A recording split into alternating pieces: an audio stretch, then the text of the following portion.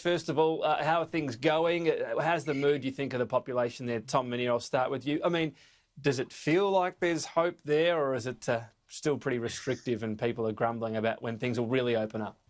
Yeah, I think people have learned not to get too hopeful too soon and have that ripped away. And you don't want to be depressed about spending weeks more in lockdown, because this has been going on for a really long time and we're still, probably 3 weeks away from really substantial changes. I think for parents and for families, what's happening over the next couple of weeks will make a really big difference. Getting childcare back, getting kids back to primary school. For people with kids at home, that will make a huge difference, particularly when they've been trying to juggle work as well. Look, I think the Premier's announcements from Sunday talking about maybe the biggest step to take happening a week earlier, look, that would make a massive difference. I think people are trying not to get their hopes up, but that'd be just in time for the grand final. And I know that's talking to a lot of people around Melbourne. That's one thing that people are particularly looking forward to. This would have been grand final week just gone in Melbourne, and the mood obviously has been quite different. But if there would be a possibility to have a couple of mates over and have a barbecue on grand final day, I think that'd give people a pretty big pick-me-up after a pretty long and rough winter. I know you Richmond supporters now always just assume you're in the grand final, so we'll see if that happens again.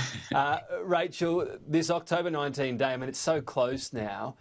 Do you think people are really just going to strap in for a bit longer? I mean, there has been a lot of support still in the polls for the way Daniel Andrews has handled this, and we're not going to see any sort of widespread disobedience. People say the number's low. Let's hang in there. Yeah, look, I think there is a sense of optimism ahead of that date, and certainly I think when the last roadmap announcement was made, there was a bit of pessimism about the fact that we were, going to have to wait at least another 6 weeks, as it was then, until October 26. Now, at least, there is a date and it's in sight. But of course, the Premier has put a caveat on that date. It's based on us reaching fewer than 5 cases, a 14-day daily average of fewer than 5 cases.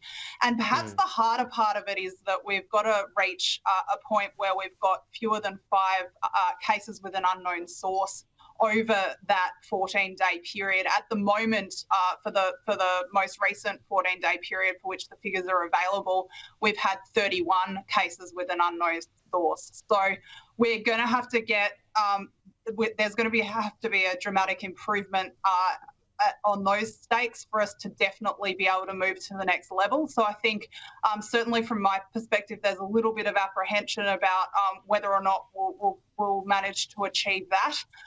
Certainly today's 5 cases are cause for optimism, but yeah, look, we really do just have to wait and see. And I guess the other caveat, that, Rachel.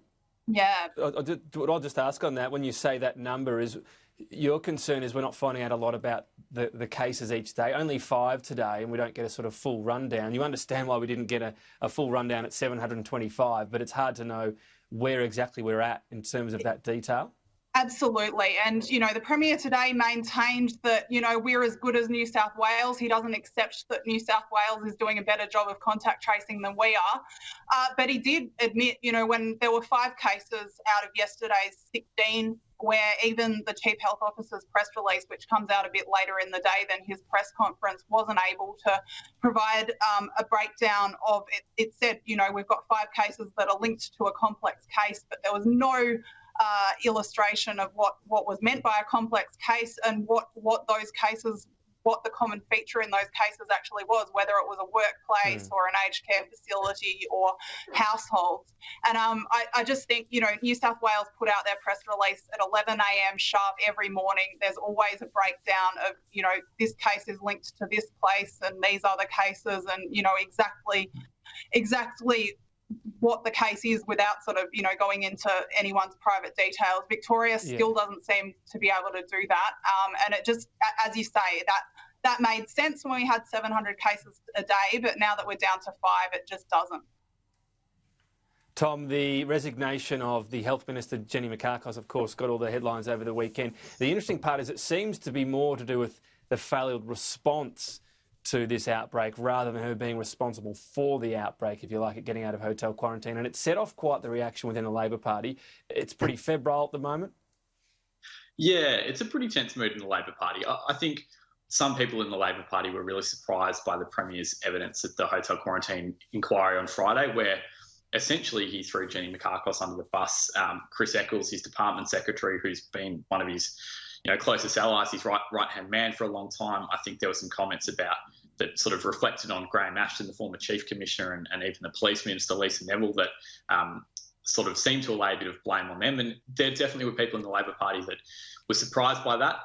Others said to me, well, that's who Daniel Andrews is, that they shouldn't be surprised at all. He's loyal to himself. It's always been a pretty centralised government, power really concentrated in his office and in his role particularly as well.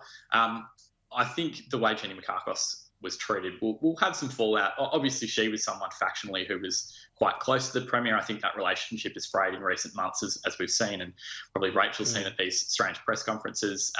And of course, now you've got the situation where you've got the jostling for who's going to get her seat in Parliament, who's going to get her spot in Cabinet.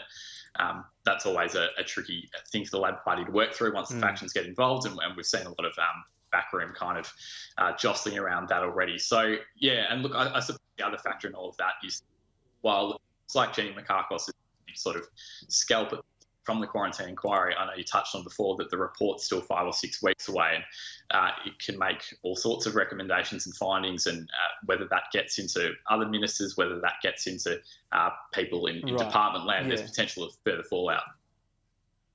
Well, and that's the question. Just finally, we've just got a bit to go, Rachel, but is that the next obvious line of questioning? The police commissioner, why was it his preference to have private security over police overseeing the program? And should anyone have put that up the line, sought to overrule him, question him on it? That's the key element here.